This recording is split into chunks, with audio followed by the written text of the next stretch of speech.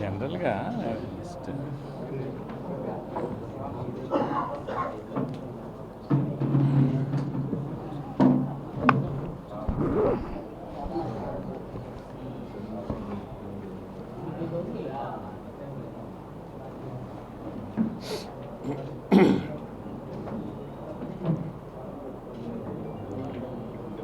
స్టార్టా నీళ్ళు ఉన్నాయమ్మా ఉందా?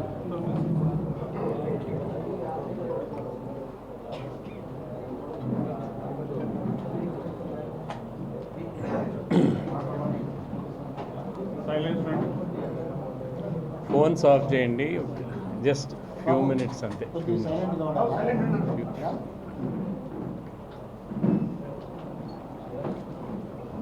మొట్టమొదటిసారి ఎలక్షన్ రిజల్ట్స్ తర్వాత అనంతపూర్కి రావటం జరిగింది. అందుకని బీజేపీ ప్రెసిడెంట్ గారు ప్రెస్తో మాట్లాడదామని చెప్పాను. ఈ ఎలక్షన్ రిజల్టు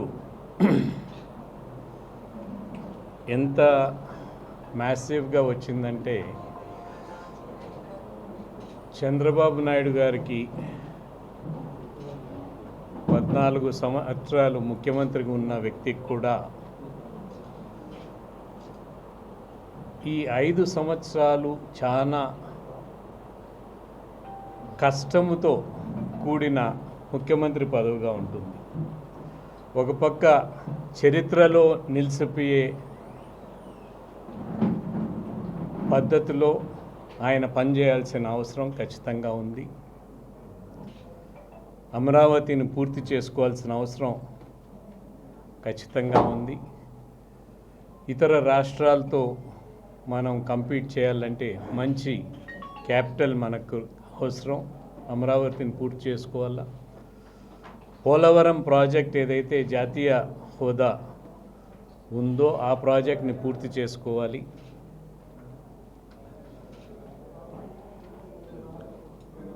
పోలవరం ప్రాజెక్ట్ అనేది చాలామందికి అర్థం కాని అంశం ఏమంటే, పోలవరం ప్రాజెక్ట్ వచ్చి మనకు రాయలసీమకు నీళ్ళు వచ్చేదానికి పోలవరం పూర్తయితేనే మనకు నీళ్ళు వస్తాయి. 7,20,000 ఎకరాలు కొత్త ఆయకట్టు వచ్చే ఆస్కారం ఉన్న ప్రాజెక్టు, 10 లక్షల ఎకరాలు స్థిరీకరణ గోదావరి డెల్టాలో, 13 లక్షల ఎకరాలు స్థిరీకరణ కృష్ణా డెల్టాలో, ప్రకాశం బ్యారేజ్ కింద మనం నీళ్లు ఇవ్వాల్సిన అవసరం లేకన్నా పోలవరం పూర్తయితే మనం చేసుకునే ఆస్కారం ఉంటుంది.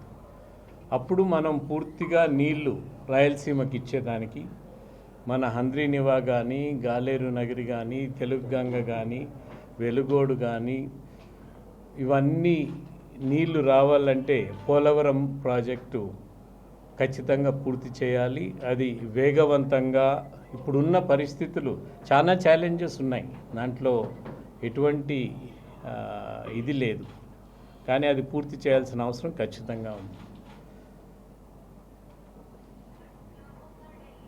కృష్ణా వాటర్ డిస్ప్యూట్ కింద బచావ్ ట్రిబ్యునల్లో ఉన్న అవార్డు వచ్చిన తర్వాత నేను ముఖ్యమంత్రిగా ఉన్నప్పుడు స్టే తీసుకొని వచ్చాం. ఇది ఆంధ్రప్రదేశ్ ఉమ్మడి ఆంధ్రప్రదేశ్ రాష్ట్రానికి నష్టం జరుగుతూ ఉంది.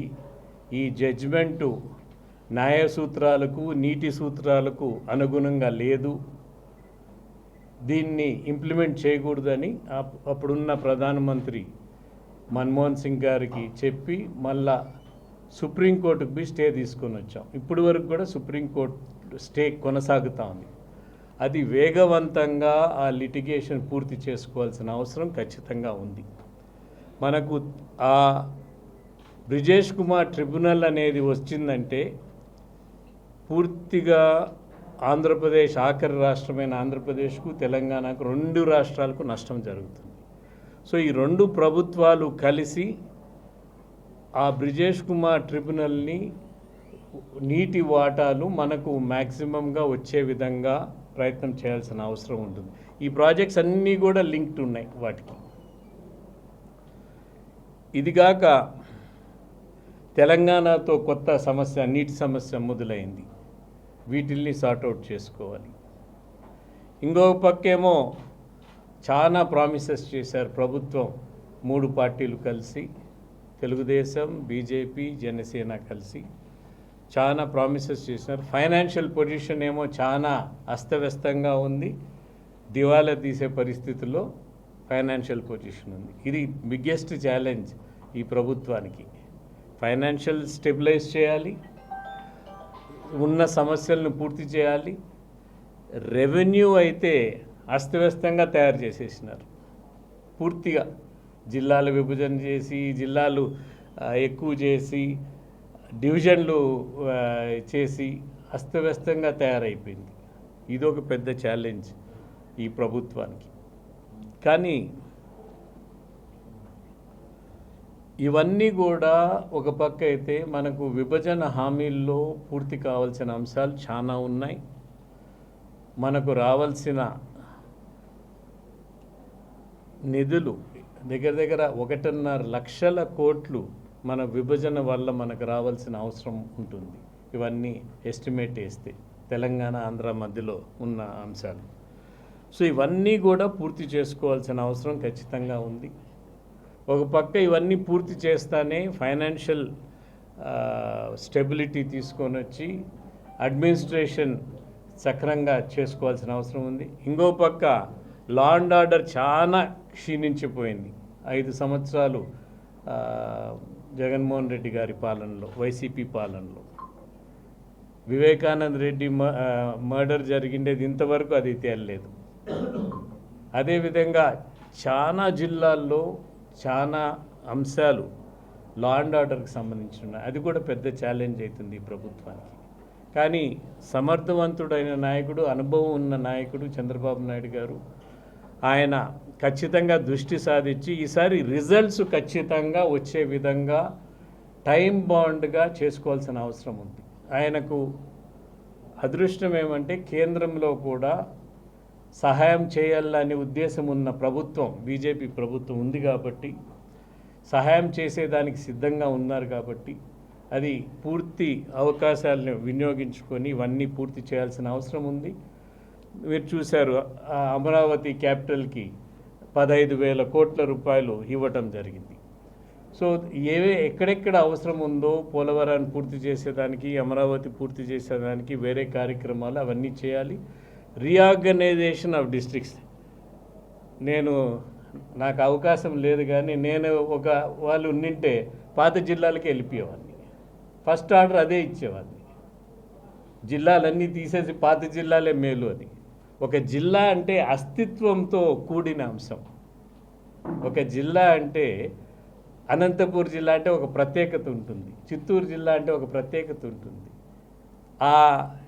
ఎప్పుడు తక్కువ చేసేసారు ఆ జిల్లాని, దాని ప్రాముఖ్యత, దాని అస్తిత్వం పూర్తిగా కోల్పోయినారు. సో దాన్ని ఏ విధంగా సరి చేయాలి, ఇప్పుడు మళ్ళా మార్చాలంటే కుదరదు. అందుకని ఏ విధంగా సరి చేయాలి అనేది ఖచ్చితంగా ఆలోచన చేసుకొని ప్రజలకు మేలు జరిగే విధంగా చేయాల్సిన అవసరం ఖచ్చితంగా ఉంది. కేంద్రం నుంచి రావాల్సిన నిధులు, కేంద్రం నుంచి రావాల్సిన మనకు అన్ని అంశాలు, నీటి వాటాలో కానీ, కేసుల్లో కానీ, ఇవన్నీ కూడా వేగవంతంగా చేసి ప్రజలకు 10 సంవత్సరాలు మనం లిటరల్గా చాలా ఇబ్బందుల్లో ఉన్నాం మనం, ఆంధ్రప్రదేశ్ ప్రజలందరూ కూడా. ఈ 5 సంవత్సరాల్లో ఆ ఇబ్బందుల నుంచి బయటకి వేయాల్సిన అవసరం ఖచ్చితంగా ఉంది. రైతులకు కానీ, స్టూడెంట్స్కి కానీ, వాళ్ళకి అవకాశాలు వచ్చేదానికి ఇండస్ట్రియలైజేషన్ కానీ, ఇవన్నీ కూడా సమస్యలతో కూడిన రాష్ట్రం అయిపోయింది మంది. ఆ సమస్యల నుంచి బయటికి తోడాల్సిన అవసరం, బయటికి తీయవలసిన అవసరం ప్రజల్ని చంద్రబాబు నాయుడు గారు ముఖ్యమంత్రిగా తెలుగుదేశం, బీజేపీ, జనసేన పూర్తి కృషి చేయాల్సిన అవసరంగా నేను కోరుకుంటున్నాను. Anything else? ఒక అన్న క్వశ్చన్లో ఏమన్నా మీరు అడిగితే ఒక చిన్న విషయము, గత 12 సంవత్సరాలుగా మన అందరి మధ్యలో ఉన్నటువంటి సీనియర్ జర్నలిస్టు చంద్రశేఖర్ టీవీ కెమెరామెన్గా మన అందరికి కూడా సుపరిచితుడు. ఈ జిల్లాకు సంబంధించి యువకుడు ఈరోజు అకాల మరణం చెందడం అనేటువంటిది మనం ఈ ప్రెస్ మీట్ జరుపుకుంటున్న సందర్భంలో ఇది ఒక మనందరికి కూడా దురదృష్టకరమైనటువంటి వార్త. మనందరం కూడా ఈ జిల్లాకు సంబంధించిన లీడర్లుగా మాజీ ముఖ్యమంత్రి గారు మినహాయిస్తే మనందరితో కూడా సుపరిచితం ఉన్నటువంటి మిత్రుడు చంద్రశేఖర్ మరణానికి భారతీయ జనతా పార్టీ సంతాపం వెలిబుస్తుంది. అదేవిధంగా వారి కుటుంబానికి రాష్ట్ర సమాచార మంత్రిత్వ శాఖ నుంచి ముఖ్యమంత్రి గారు, అదేవిధంగా బ్రాడ్కాస్టింగ్ మినిస్టర్ ఇద్దరు కూడా తక్షణం స్పందించి వారి కుటుంబానికి 42 సంవత్సరాల యువకుడు కాబట్టి 25 లక్షల రూపాయలు కనీసం వారి కుటుంబానికి ఇచ్చి ప్రభుత్వం నుంచి ఆదుకునే విధంగా ప్రభుత్వానికి మేము కూడా లేఖ రాయడం జరుగుతుంది. ముఖ్యమంత్రి గారిని, అదేవిధంగా బ్రాడ్కాస్ట్ మినిస్టర్ని కూడా విజ్ఞప్తి చేయడం జరుగుతుంది. కాబట్టి ఖచ్చితంగా ఆ జర్నలిస్ట్ కుటుంబాన్ని ఆదుకోవడానికి బీజేపీ కూడా సహకారం అందిస్తుంది. రాష్ట్ర బీజేపీ నుంచి సంతాపం తెలియజేస్తాం. ఏం క్వశ్చన్లు ఏం లేవు కదా? ఏమున్నాయి? ఏమైనా ఉన్నాయా?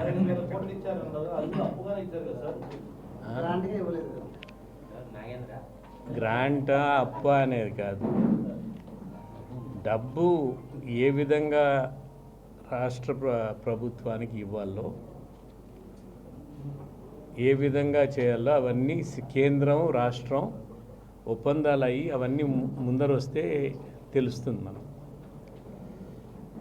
ముందర క్యాపిటల్స్ రాష్ట్రాలు ఫామ్ అయినప్పుడు క్యాపిటల్కి ఎంత ఇచ్చారు తెలుసా మీకు ఎవరికన్నా? ఒక క్యాపిటల్ కట్టుకునేదానికి రాయ్పూర్ కానీ వీటికి ఎంత ఇచ్చారు తెలుసా? 600 కోట్లు 500 కోట్లు ఇచ్చారు. సో 15,000 కోట్లు వచ్చినప్పుడు ఖచ్చితంగా అది క్యాపిటల్ పూర్తి అయ్యేదానికి మంచి ఆస్కారం ఉంటుంది. ఇప్పుడు ఇవన్నీ కూడా కేంద్రం సహాయం చేయాలంటే చాలా కార్యక్రమాలు ఉంటాయి. అదృష్టవశాత్తు అలయన్స్లో ఉన్నారు కాబట్టి అన్ని సహకారాలు తీసుకొని చేయాల్సిన అవసరం ఖచ్చితంగా ఉంది.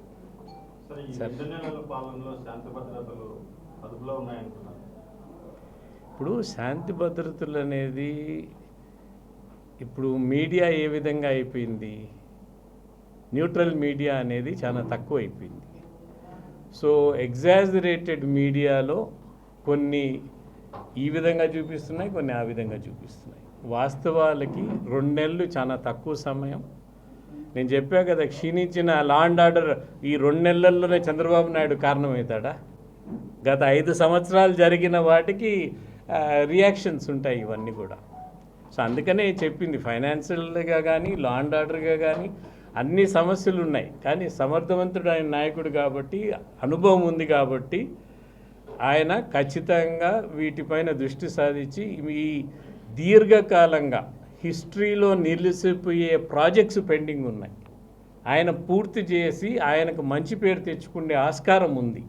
అమరావతి కానీ పోలవరం కానీ, Polavaram is one of the biggest and best projects in the country. ఇది ఇరిగేషన్ 23 లక్షల స్థిరీకరణే కాక 7,20,000 ఎకరాలు కొత్త ఆయకట్టు కాక 960 మెగావాట్స్ హైడ్రో ఎలక్ట్రిసిటీ అంటే అప్పు తీరిపోయిన తర్వాత మనకు 10 పైసలు 15 పైసలకు యూనిట్కి వస్తుంది. సో అదే కాక ఎంతన్నా నీళ్లు వాడుకోవచ్చు.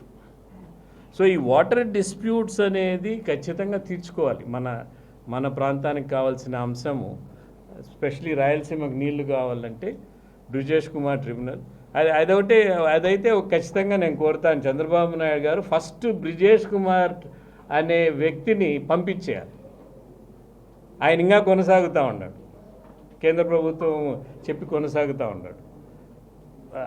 ఆయన అన్యాయం చేశాడు ఈ రాష్ట్ర ప్రభుత్వానికి, మనకు నీళ్లు రావాల్సిన నీళ్లు అని మనం సుప్రీంకోర్టుకు పోయి స్టే తెచ్చాం.